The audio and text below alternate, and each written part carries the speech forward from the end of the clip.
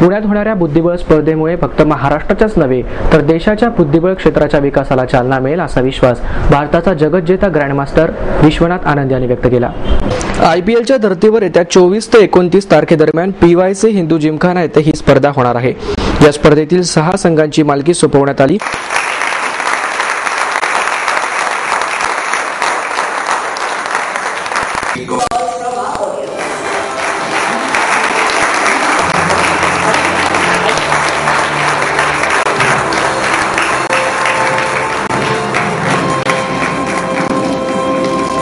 या प्रसंगी आनंद बोलत होता।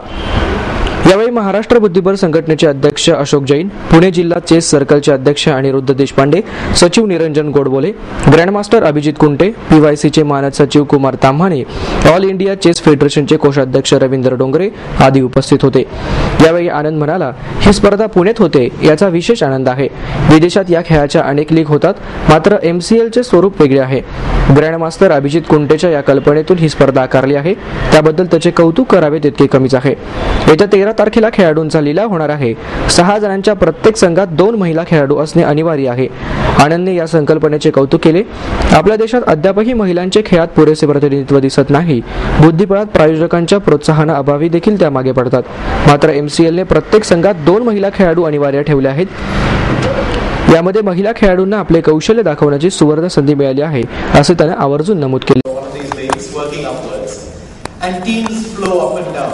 So 2 teams drop out, 2 teams go up, and the whole structure is there. And these countries tend to have the most organized chess structures and a very smooth way to follow for any chess talent that emerges. That's why I think it's a wonderful idea to implement here. But of course, we've done it with a slightly Indian twist, which I think is fantastic. I think it'll be a new experience in many ways for Indian chess players. First of all, the names are different.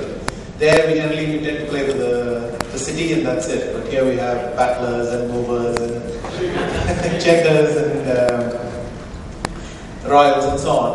And I think that adds a certain spice to it. The second thing I think is excellent is that there are going to be 2 women boards.